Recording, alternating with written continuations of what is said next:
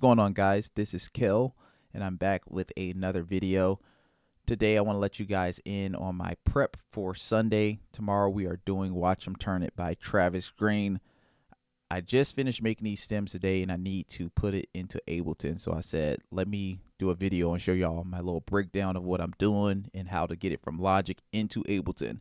I've done this video before, but I think videos like this never get old, and I hope that you can find some value in it. So give me a thumbs up, comment down below if you enjoy content like this. Let's get it. Let's get to the session. So this is what it sounds like.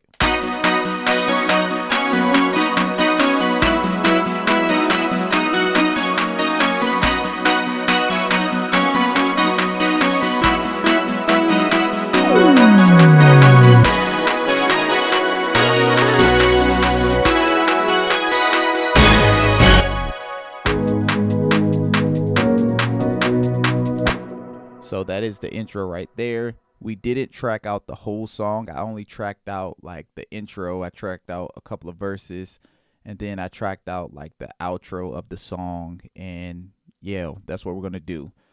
So first of all, I've kind of leveled everything out. As you can see, we are still kind of peaking right here, but overall, I think we're kind of in a good place. When you're doing your stems and stuff like that, if you want to level things out a little bit more, you can do that. I definitely would suggest that. I know my sound guys probably isn't going to be too excited to hear how some of this stuff is peaking, but hey, you know. So step one, level everything out. Make sure nothing is peaking too bad. I'm going to come down just a little bit more, and I think we'll be good about right there. All right, now what we're going to do is we're going to separate the loop from everything else. So we're going to bounce out this whole entire loop. And again, we're making stems. So this is the process of making stems.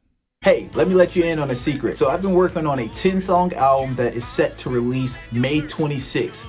Here's what I need your help with. Please do not skip this video. This is very important. I need you to go over to Spotify and pre-save my album release. When you pre-save my new record, what you're doing is you're helping me as an independent artist get Spotify's attention and put my record on multiple platforms to be heard by more listeners. So please help me out. I've made it easy for you. The link is below. It only takes like 2 seconds. Back to the video. I'm gonna solo everything.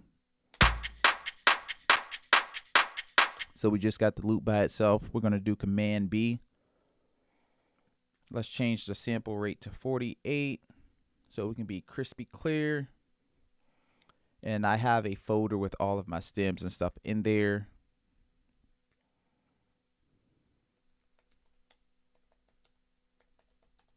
We're going to name the folder, and then outside of the folder we're also going to do we're going to name it with the BPM as well, 141 BPM. Clearly I can't spell tonight. It's been a long day. All right, cool. We're going to name this loop 141 BPM. All right, we're going to bounce out the loop. And next, what I'm going to do, I typically don't suggest this, but I'm going to bounce everything else out as aux. So in Ableton, we're just going to have 2 files. We're just going to have the loop, and then we're just going to have aux. And we're going to make this work that way.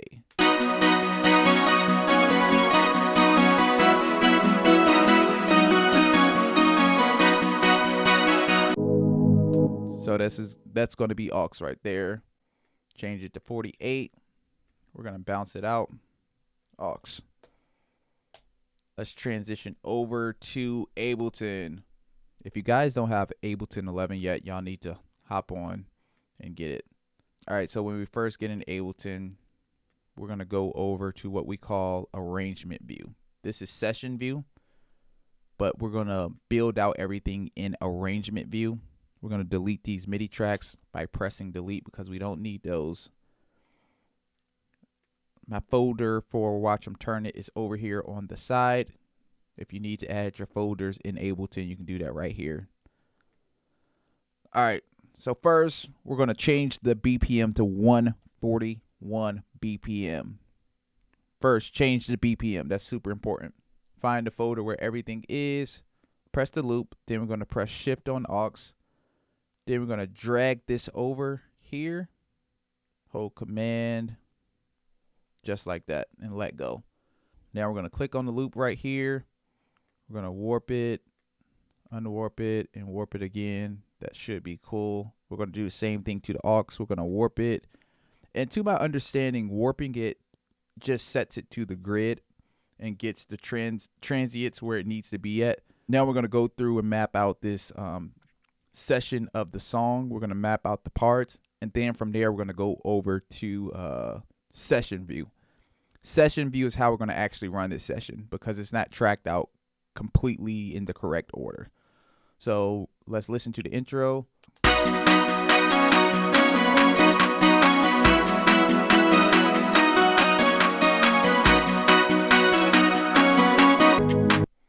All right, so that's the intro right there. We're going to click over here to set. We're going to make that the intro. We're going to rename this intro. And then we're going to do Command E, and that's going to split this up. So we got that split up right here. Then we're going to come over, listen to the verse.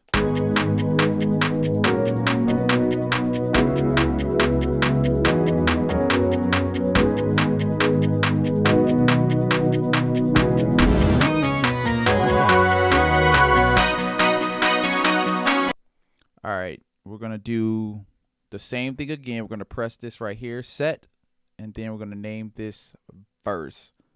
So we're mapping out the song in order to get it over into session view, just so we know where we're at. Then we're going to do Command E, and Command E is going to split this right here and split the intro right there. All right, so we're going to come to this next part. Again, I didn't track out the whole song, so we're going to be jumping around and triggering this session.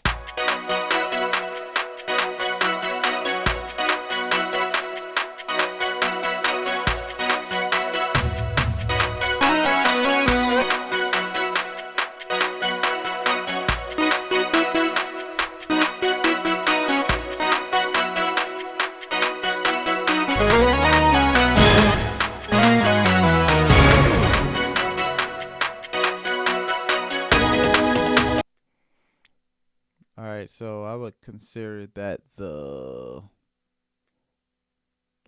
bridge. We'll call it the bridge. May not be the bridge, but we'll call it the bridge. We're going to do Command E again. We're going to split that verse from the bridge. And then this is going to be the outro right here. And that's going to be on loop.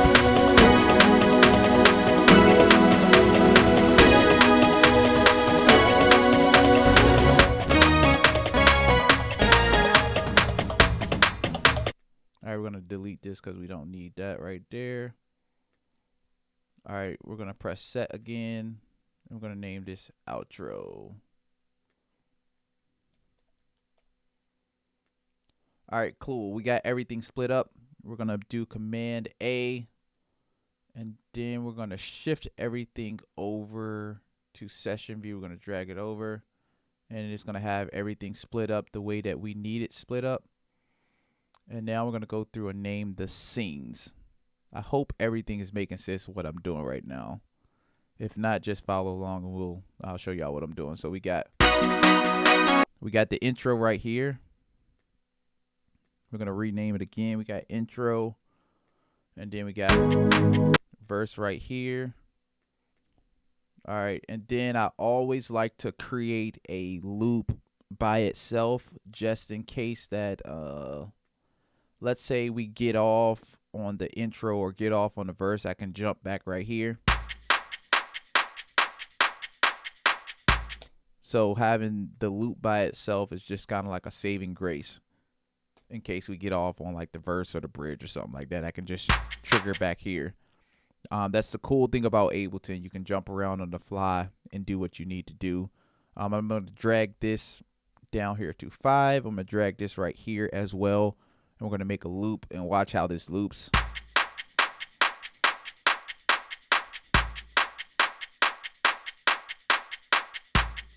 All right, so we got our loop right there. We're going to loop some more stuff too. We got the intro. All right, I need to make it so that it can automatically jump to the next scene. I haven't done that in a while, so I'm going to figure out how to do that. But we want this verse right here to loop where it needs to loop at. So we want this to loop right here because I don't want to have to trigger this in. So we're going to loop this. Now it's just going to loop that section right there. Chances are we'll do this a few times.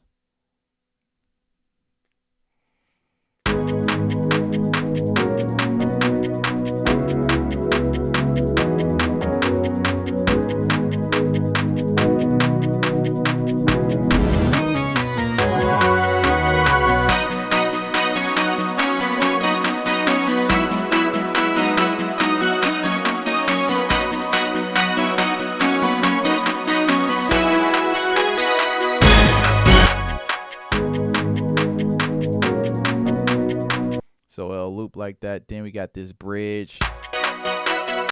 And we'll most likely do the bridge one time, so we don't need to have that loop. But the outro, we do need to have the outro loop. So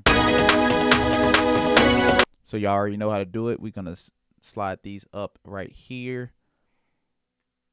Slide that up right there, and then we're just going to press loop. Then we're going to go over to the actual loop. Slide this transient up right here. Slide this transient up right here. Then we're going to press loop. And then so we're going to go for that for a little bit. All right, now let's figure out how to make this intro go to the next scene. So when you click on the actual audio right here, press launch and then push on follow action. The follow action is to play the next scene. So that's what that is right there. So we don't even have to worry about triggering in the verse after the intro. It's already going to trigger in. So let's go back through what we did. So we started out in Logic. First, we have to create the stems, number one. After we create the stems, we're going to level everything out. Then we're going to bounce everything out in the groups that it needs to be in. So we're talking everything pertaining to the loop need to be grouped together, and everything pertaining to the aux needs to be looped together. If you want to be a little bit more specific with your aux stuff, and let's say that you want to have the orchestra hits by themselves, or let's say that you want to have the pads by themselves, you can do that as well. Just make sure you group them together and know how you have them grouped. That's going to be a personal decision. Then we're going to transport everything over in Ableton, and then we're going to start over in arrangement view like we just did. And then we're going to mark everything out, kind of map it out in arrangement view. And then we're going to drag it over into session view. And from session view is how we're really going to figure out how we want the session to behave. So that is how you transport stems from Logic into Ableton. I wanted to just, really give you guys a behind the scenes look of how I do this. I hope you guys enjoyed this video. I hope that this video was helpful. Leave a comment down below, and thank you guys for watching.